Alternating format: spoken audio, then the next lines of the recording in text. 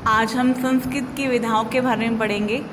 भारतीय महाकाव्य के अंदर जो वैदिक साहित्य है उसमें हमारे जो 4 वेद हैं, ब्राह्मण है, आरण्यक है, उपनिषद है, वो शामिल हैं।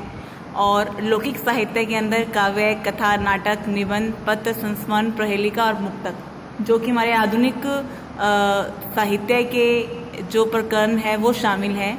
आज हम उन्हीं संस्कृत के जो लौकिक साहित्य है, लौकिक जो विधाएं हैं उनके बारे में पढ़ेंगे। पहला है काव्य। काव्य जो शब्द है इसका प्रयोग साहित्य के लिए किया गया है संस्कृत भाषा के अंदर। संस्कृत में काव्य के 2 भेद हैं, पद्य काव्य और गद्य काव्य। पद्य काव्य जिसमें हम श्लोक पढ़ते हैं, और गद्य काव्य के अंदर हमारे जो श्लोक रहित तथात्मक जो रचनाएं आती हैं वो गद्य के अंदर आती हैं। हमारे संस्कृत भाषा के अंदर जो अनेक रचनाकार हुए हैं उनमें जो आचार्य मम्मट हैं उन्होंने काव्य को रचने के पीछे 6 प्रयोजन बताए हैं। उनमें पहला है यश कामना के लिए, धन प्राप्ति के लिए, व्यवहार की जानकारी के लिए, अनिष्ट के निवारण के लिए, बंधन से मुक्ति के लिए और उपदेश के लिए। यानी कि जो काव्य की रचना, कोई भी व्यक्ति काव्य की रचना इन 6 प्रयोजन के लिए ही करता है। दूसरा बिंदु है कथा। संस्कृत साहित्य में कथा का विशेष महत्व है। कथा जो है वह छंद बंध रहित होती है, यानी कि उसमें छंदों का जो है समावेश नहीं होता और रस से युक्त होती है। जो 9 रस निर्धारित किए गए हैं, श्रृंगार, करुण, इस प्रकार जो 9 रस हैं उनसे युक्त और छंद बंध से रहित जो रचना होती है, पद समूह जो होता है, वह कथा कही जाती है। कथा को भी संस्कृत भाषा में 2 प्रकार में बांटा गया है, नीति कथा और लोक कथा। नीति कथा में क्या होता है? नीति कथा में आदर्श उपदेश की शिक्षा सरल भाषा में दी जाती है। इसमें नैतिकता की विजय और अनैतिकता की पराजय, सदाचार का उपदेश दिखाई देता है। नीति कथाओं में पंचतंत्र, जो कि विष्णु शर्मा की रचना है, और हितोपदेश, ये 2 प्रसिद्ध ग्रंथ हैं। लोक कथा। लोक कथा क्या होता है? संस्कृत साहित्य में जो नीति कथा है उनमें तो नीति विषयक उपदेश दिए जाते हैं, और जो लोक कथा है उसमें उनका जो उद्देश्य होता है वो लोगों का मनोरंजन करना होता है। लोक मतलब जन के मनोरंजन के लिए जो कथाएं होती हैं वो होती है लोक कथा, और जिसमें नियमों का नीति विषयक जो उपदेश दिए गए हैं वो होती है नीति कथा। लोक कथा में जो पात्र होते हैं वो सामान्य जन ही होते हैं, लेकिन नीति कथाओं में पशु पक्षी भी पात्र बन जाते हैं। लोक कथाओं में सोमदेव भट्ट की वृहत कथा जो है लोकप्रिय है। फिर हमारी तीसरी जो संस्कृत विधा है वो है नाटक। नाटक जो है वह दृश्य काव्य है, यानी कि इसमें हम सुनने के साथ साथ देख भी सकते हैं। नाटक कला के तो प्रमाण बहुत वैदिक युग से जो है प्राप्त होते आ रहे हैं। भारतीय जीवन में प्राचीन काल से ही मनोरंजन के लिए नाटकों को जो श्रेष्ठ साधन माना जाता था। नाटक के भी प्रयोजन हैं जो भरत मुनि के द्वारा निर्धारित किए गए हैं। 3 प्रयोजन हैं, वो ये हैं: हितोपदेश जन्म, यानी कि दूसरों को उपदेश देने के लिए कैसा जो हितकारी हो। विश्रांति जन्म, विश्रांति यानी कि जो थकान को दूर करे, समाज को, लोगों को जो शांति दे, ऐसा। विनोद जन्म, जो लोगों और समाज के मनोविनोद के लिए महत्वपूर्ण हो। ये संस्कृत साहित्य की एक महत्वपूर्ण विधा है नाटक। फिर है मुक्तक।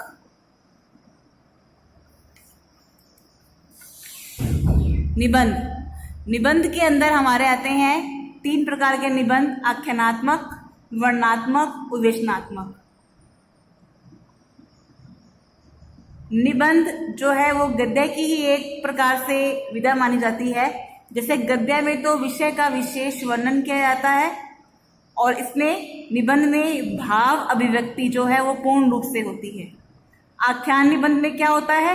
कथा गाथा का चरित्र वर्णन किया जाता है। वर्णनात्मक में किसी पर्वत, नदी, झरना, ऋतु, नगर या ऐतिहासिक स्थल का वर्णन किया जाता है। विश्लेषणात्मक में किसी भी गंभीर विषय को लेकर उसके गुण, दोष का निरूपण वैज्ञानिक अथवा दार्शनिक रूप का वर्णन किया जाता है। फिर है पत्र। पत्र जो है वो ना केवल व्यक्तिगत, सामाजिक, व्यवसायिक महत्व रखते हैं, अपितु साहित्य की एक महत्वपूर्ण सशक्त विधा है, एक नियमबद्ध रचना है। पत्र मुख्यतः दो प्रकार के हैं, औपचारिक और अनौपचारिक। औपचारिक और अनौपचारिक।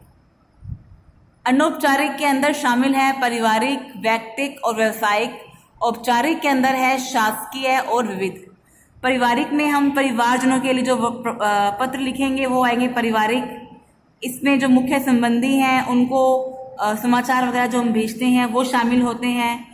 व्यक्तिगत में क्या होता है, हम किसी एक प्राप्तकर्ता का नाम लिखकर भेजते हैं, जैसे किसी को आशीर्वाद का पत्र भेज दिया, किसी को जन्मदिन मुबारक का पत्र भेज दिया, इस प्रकार का।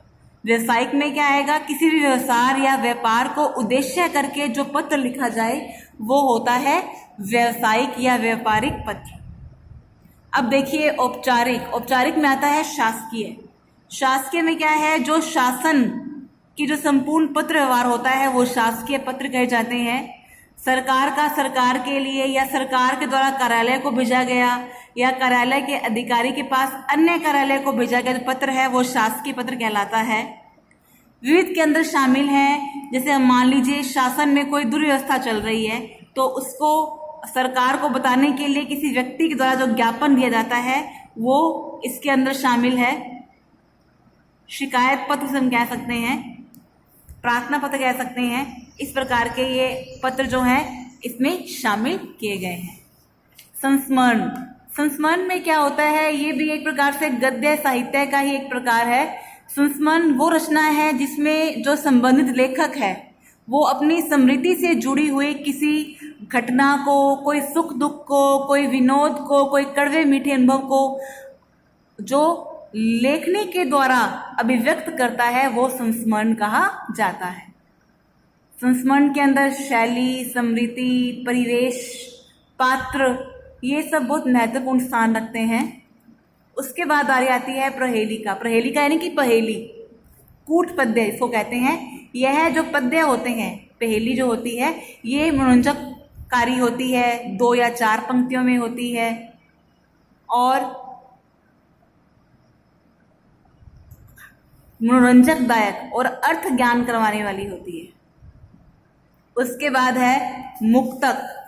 मुक्तक यानी मुक्त, किसी भी प्रकार से किसी से ना जुड़ा हुआ जो पद्य है वो मुक्तक पद्य कहा जाता है, जिसका एक ऐसा पद्य है जिसको स्पष्ट करने के लिए किसी अन्य पद्य की आवश्यकता ना हो, वो मुक्तक कहे जाते हैं। यानी कि पद्य काव्य में क्या होता है कि एक लय के अंदर कहानी चल रही है और वो श्लोक के रूप में बता रहे हैं, लेकिन मुक्तक में क्या होता है कि एक पद्य का किसी दूसरे अपने से पहले या अपने से बाद वाले पद्य के साथ कोई संबंध नहीं होता, वो मुक्तक पद्य कहलाते हैं। इस प्रकार ये संस्कृत की जो विधाएं हैं, इन विधाओं के माध्यम से संस्कृत साहित्य जो है बहुत ही विशाल हो रखा है। आगे हम पढ़ेंगे संस्कृत विधाओं का जो है, आगे हम पूरा विस्तार से वर्णन करेंगे।